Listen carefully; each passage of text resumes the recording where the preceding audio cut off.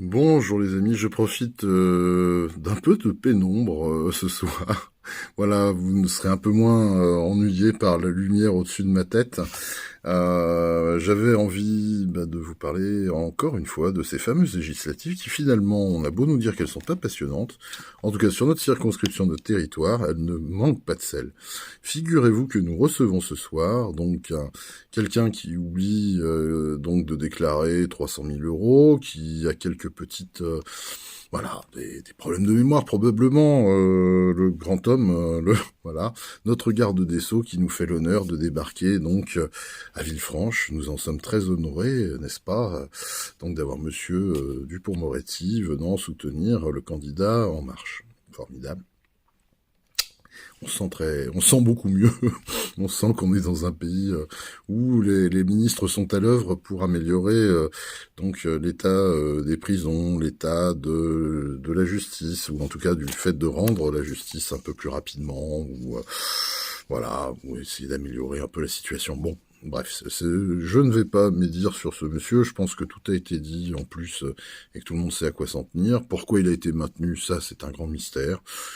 J'avais lu quelques indiscrétions sur le fait que Brigitte aurait sauvé sa peau, voilà, j'ai pas pu lire l'article jusqu'au bout, c'est bien dommage. Mais bon, mais je ne comprends toujours pas, mais c'est pas grave. Donc ce monsieur qui ne voulait pas devenir ministre, et puis maintenant qui pleure pour y rester, comme quoi. La vocation probablement.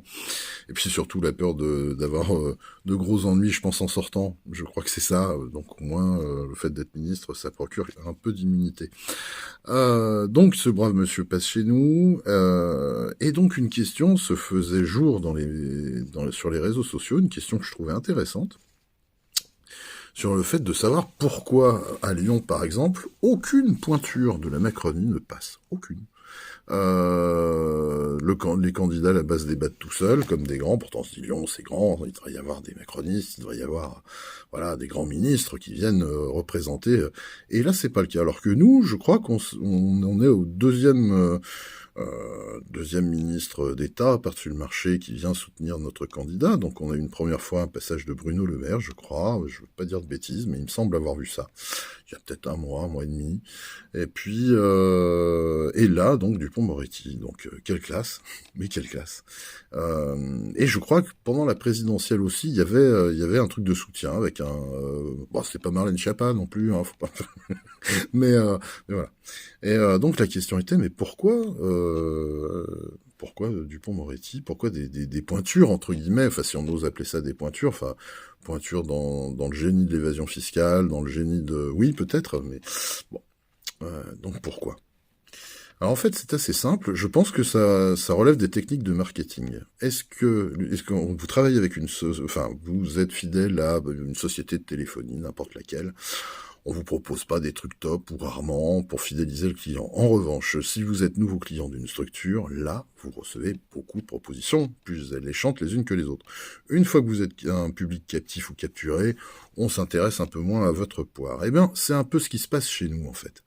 Euh, donc c'est vrai que traditionnellement, le Beaujolais, alors il y a eu quelques alternances de gauche sur ce territoire, mais elles ont été assez rares et globalement on est plutôt sur une terre conservatrice. Bon, nous sommes dans un pays viticole qui a eu un destin assez heureux, un peu moins il y a quelques années, puis qui renaît un peu de ses cendres, en tout cas sur le plan viticole. Donc c'est une très bonne chose parce qu'il y a des pratiques qui se sont vraiment améliorées.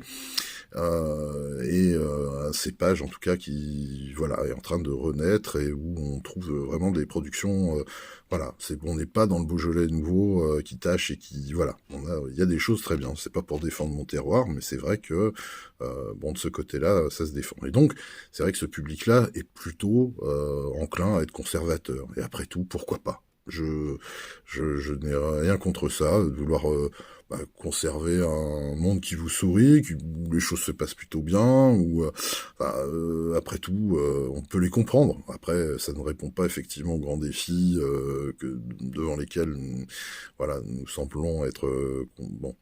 voilà, confrontés, mais bon, après tout, c'est leur droit. Moi, je ne juge plus, vraiment, j'ai plus d'avis là-dessus. Moi, je ne m'intéresse qu'aux gens de bonne volonté et aux personnes qui ont envie de relever ce pays et voilà, qui n'ont pas envie que nous sombrions, voilà, que notre vie politique soit rythmée d'affaires en affaires, d'affaires d'inceste, de viol, de Stade de France avec des racailles d'un côté, des policiers qui balancent des gars sur des enfants. Enfin, là, c'est plus possible, quoi. Enfin, je sais pas ce qu'il vous faut, mais si vous voulez que ça continue comme ça, je sais pas. Et puis c'est vraiment une affaire chasse l'autre, hein. Puis la semaine prochaine, ce sera un rebondissement de McKinsey sur quelques vaccins machin conseillés à l'État français pour des milliards, alors que l'efficacité. Puis on sait pas. Bon, il y a beaucoup de créativité. En tout cas, je ne sais pas qui fait les scénarios. C'est un peu, enfin, il doit bosser chez Netflix, le gars, et il prend beaucoup de coco parce il est très très en forme, hein, vu ce qui sort. Bon. Et donc, je vais essayer d'abréger à notre petite situation locale. Donc, chez nous, donc, on a des pointures, voilà. Parce que je crois que le but du jeu est effectivement de casser, de détruire. Enfin, à Lyon, c'est déjà acquis, je dirais que le macronisme, bon, il y a d'un côté les Verts, mais les Verts, une fois que les gens ont ras-le-bol d'avoir voilà, des, des prestations végétariennes à longueur de temps, et puis d'autres petites vexations un peu étranges, et voilà, bon, je pense que voilà, il y a eu une flambée, il y a eu un intérêt, mais on voit que c'est quand même assez vite limité dans la manière de gérer une ville sur le long terme. Donc globalement, c'est vrai que Lyon est très macrono-compatible, hein, et ça depuis Gérard Collomb, mais même voilà, enfin je crois que je dirais que c'est la métropole mondialisée, censée être ouverte sur le monde, qui n'a pas souffert, il faut bien le reconnaître, hein, qui n'a pas souffert des crises qu'ont pu connaître le pays. Au contraire, c'est vrai que Lyon n'a jamais semblé être aussi prospère. Vous baladez, que ce soit du côté de la Pardieu, à Confluence, à autres, c'est Byzance, quoi. Ça construit de partout, c'est effervescent, enfin c'est Byzance, vraiment. Je vous assure que donc c'est difficile de faire croire aux gens qu'il peut y avoir des problèmes, même tout court. Il y a de l'emploi, il y a des gens qui vivent, ça se passe bien, hein. En tout cas, c'est vraiment l'impression que ça donne quand on vient comme ça, qu'on se balade. Waouh, on se dit, c'est dynamique, même les enfants me disent, ah, c'est vraiment une ville où on travaille et tout, parce qu'il y a, voilà. Donc, et pourtant, mon fils a 11 ans, il me disait, c'est vraiment, voilà, il dit, c'est pas une ville de vacances, mais c'est une ville où ça bosse et où voilà, effectivement, et ça se passe bien. Et donc pour les gens qui n'ont pas de soucis, bah effectivement, pour l'anachronisme, c'est contre le mal, la peste, le péniste, ou contre le Chavez gaulois, ou contre, enfin, j'en sais rien. Enfin, ça devient délirant, donc on n'est plus sur de la rationalité depuis un petit moment, donc voilà. Et donc, voilà pourquoi nous sommes gratifiés, en tout cas sur notre territoire, donc de grandes figures de la Macronie. Et bien, c'est tout simplement pour essayer de faire perdre pas tellement le camp mélanchoniste ou machin. Moi, ce qui me fait très peur, et même si je souhaite leur victoire depuis, bon, 2, 3 jours, vu les réactions. Ce qui me fait très peur, c'est le manque de réactivité des gens, même le simple fait de savoir qu'il y a une élection le 12 juin. Je suis pas certain, effectivement. En tout cas, les médias ne font rien pour leur rappeler, ça c'est clair, et ni leur parler des enjeux, hein. On est vraiment sur des basses, voilà, des basses considérations, des choses. Donc il n'est pas gagné que les gens qui seraient pourtant en premier concernés, voilà, se bougent aux urnes et fassent le nécessaire. Je le souhaite de tout cœur, je croise les doigts et voilà, mais c'est pas une certitude. Et par-dessus le marché, alors parmi les gens qui votent, il y a effectivement ces gens qui croient encore au système, qui sont un peu traditionnels, qui ont encore, voilà.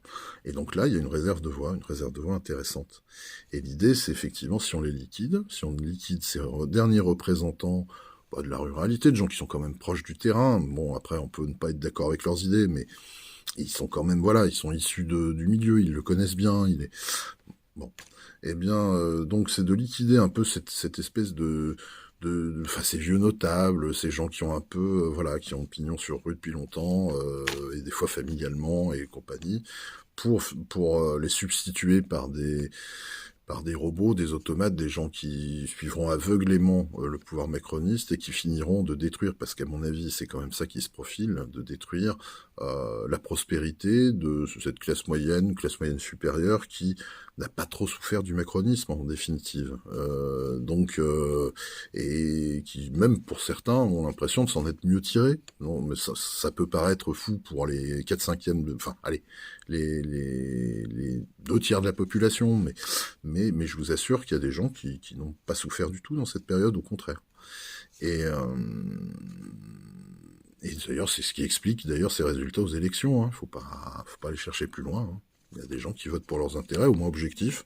Ça, au moins, ils les ont compris. Ils se laissent pas embarquer par de l'idéologie ou des bêtises. Ça, de ce côté-là, je respecte cette rationalité. Bon, après, je respecte moins l'aveuglement derrière. C'est-à-dire que, à force de penser qu'on va gagner, grappiller un petit peu d'impôts par-ci, un petit peu de...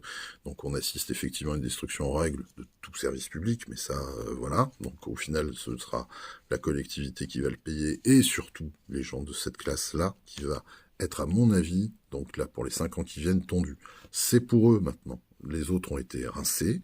Maintenant, ça va passer donc aux gens qui gagnent, allez, 4500, 5000 euros, et puis davantage.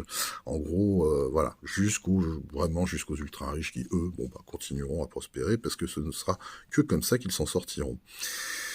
Voilà mon analyse. Elle est... Vous en pensez ce que vous voudrez, hein, de toute façon, mais voilà pourquoi je pense il est grand temps de se mobiliser, que pour ces élections, aussi paradoxales que ça puisse paraître, je pense que vraiment pour sauver en tout cas le peu de cohésion dans ce pays qui reste, et voilà, c'est de voter NUPES et de voter pour Mylène chez nous, dans notre territoire.